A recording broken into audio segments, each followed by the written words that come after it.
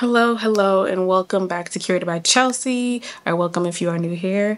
And I know there are some new people here. I am Chelsea, and I do want to thank you guys for subscribing to the channel and running up the views on my last video. Love that. Thank you so much. So because my journey to embracing a multi-passionate life is a new one, I am very unsure of what direction and what topics I should talk about. But I think I'm just kind of gonna go with the flow. Let's get into it.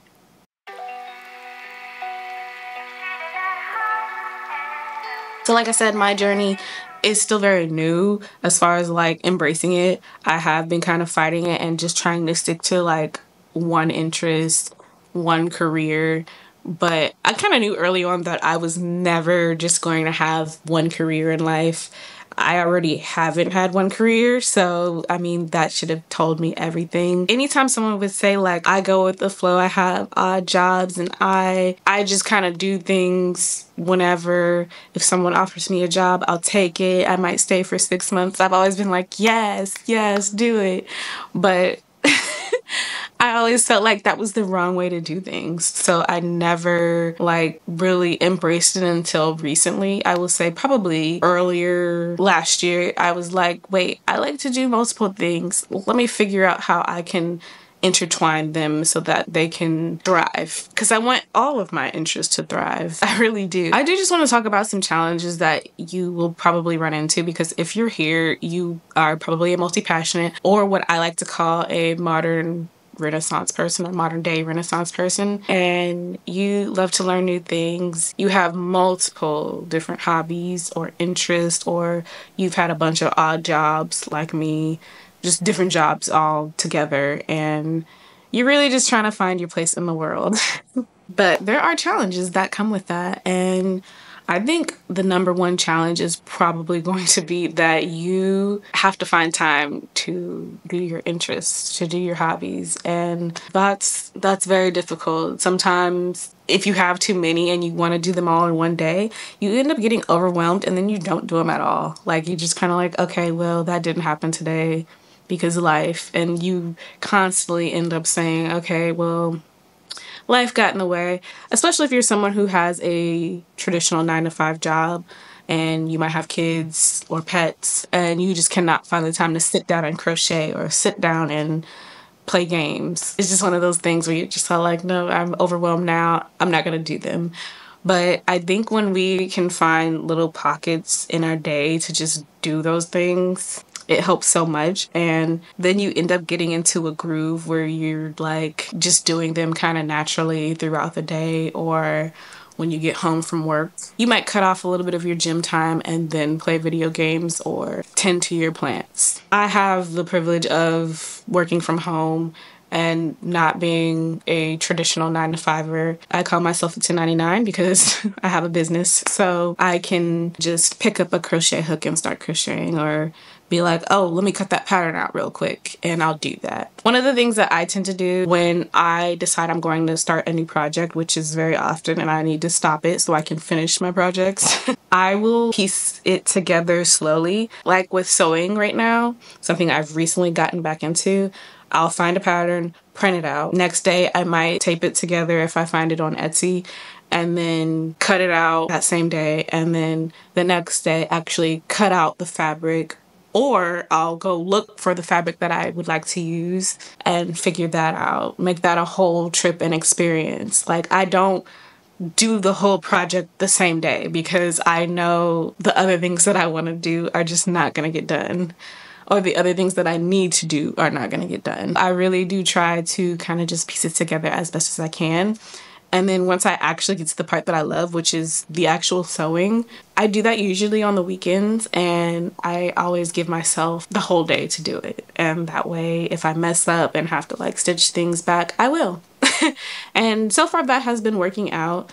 I just know trying to do a whole project in the same day is just so frustrating. Sewing takes so much patience, so I really try to take my time with it. So if you can, find little pockets, I'm gonna call them pockets of passion, to do your hobbies or your passions. Another challenge that I tend to run into is focusing on one project. This is just something that I'm just like, I need to really get better at, because why can I not just sit there and crochet for 2 hours if I'm not doing anything? I need to get better at that, and I know that that just takes discipline. If you've seen my past videos, I talk quite a bit about discipline, and I do want to apply that to my passions, because I don't want my passions to fall by the wayside anymore. What's the fun in that? If you finally do find the time to do something, do it. Just do it. Don't get sidetracked by other little projects. Like if you decide like, hey, I want to take up, you know, embroidery, and you start doing it and you get frustrated because it's a new thing, so you switch to like what you know, like knitting, and you're like, yeah, I'm just knitting. Well, now your embroidery project isn't finished. So just push through. I promise, like, at first it is going to be so frustrating, but once you push through, you're going to be so happy and feel so rewarded when you're done. The third challenge that I tend to run into, and I think everybody who is multi-passionate, is the finances. Like, I know the crochet community says that like, oh, crochet is cheaper. The upfront cost of crochet is cheaper, but oh my god, you just start buying yarn for no reason, and of course that cost adds up. And then the time that it takes to crochet, sometimes I just think we get a little ahead of ourselves. And I can't even imagine, like, if you take up some type of sport like tennis, how much that's gonna be. I know people are really into pickleball right now, but I've seen those prices and it's crazy. The fourth struggle that a lot of multi-passionate people have is the societal pressure. A lot of the times when you're a person who jumps from one thing to another, people will say like, oh, you took up another hobby, or oh, again, quit your job again. Oh, you changed your brand again on social media. Like, you get that sometimes. Being a content creator, it is very hard to figure out what your lane is. People always say to niche down, and I don't think people understand how hard it is to niche down as someone who has multiple different interests. And it's crazy to me because I feel like everybody has multiple interests, but like for some people, it's just so much easier for them to be like, I'm going to talk about sunscreen and only sunscreen on my Instagram and TikTok. And it's only going to be about sunscreen and how I use it. And I'm just going to buy different sunscreens. And I'm just like, that's insane. I would get so bored so quickly. Like, how are you guys doing this? But now that I know that I can talk about having different passions, I'm going to talk about that. But I think from day one in like middle school, 8th grade, right before you go to high school, they tend to ask you this question that has always plagued me of, where do you see yourself in 10 years?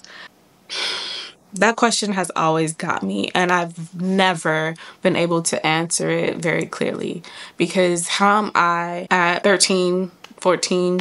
How am I at 14 supposed to know or even guess where I see myself in 10 years? When I graduated high school and they were still asking that question, and they were like, where do you see yourself in 10 years? And I'm like, out of college working. That's probably what I was doing.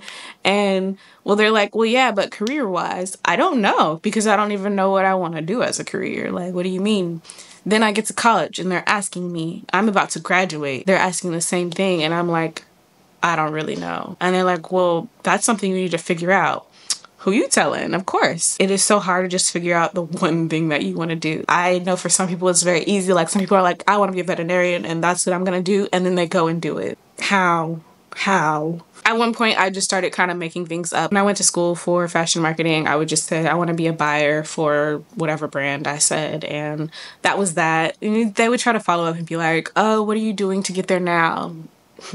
Taking these classes, doing research, trying my best to network, but even though I really wasn't, because what was I supposed to say if I really don't know? Now that I'm older and have experienced actual life outside of school, when people ask me that, I can say like, oh, well, I see myself doing multiple different things, like, you know, maybe own a Pilates studio one day, or own my own clothing line that's sustainable and ethical, which that passion is fizzling just because of the state of the world right now. Stop asking kids that question. A lot of the times societal pressure tells you that you need to do one thing and you need to like really focus on that and get really good at it. And I will say, when you do have multiple passions, I do think that you should get really good and masterful at doing those things. For me right now, I'm very much focused on sewing since I've kind of mastered crochet. I already know how to sew. but I want to get better at it. I'm trying to sew flies onto pants at this point. I'm trying to get my stitches as straight as possible. I'm like, there are things that I know that I really want to be good at so that I can create my own wardrobe. And then maybe later I'll be sewing clothes that I can sell. I want to get good at it so that I can be faster at it, so that I am not frustrated by the process, because I get very frustrated with those patterns. I want to be that good at it. And I think it's really important to just become a master at your passions, so that you can just use them whenever you need to, but just become a master, because those skills that you learn are going to be so beneficial as we go on. Like, we kind of see right now in society how it's like slightly, I don't want to be an alarmist, but it is kind of collapsing. I'm not going to lie. And some skills are just, they are very beneficial to the way society is looking right now.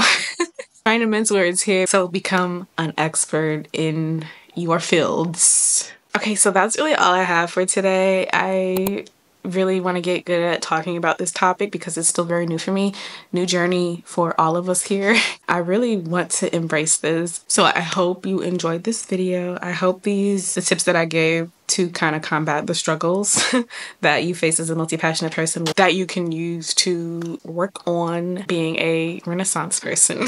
I will say I don't ever want to come off as being preachy, because I'm, again, not an expert at this, but maybe one day I will be. This is where I leave you. Thank you so much for watching. Thank you so much for subscribing, and I will see you in the next one. Bye!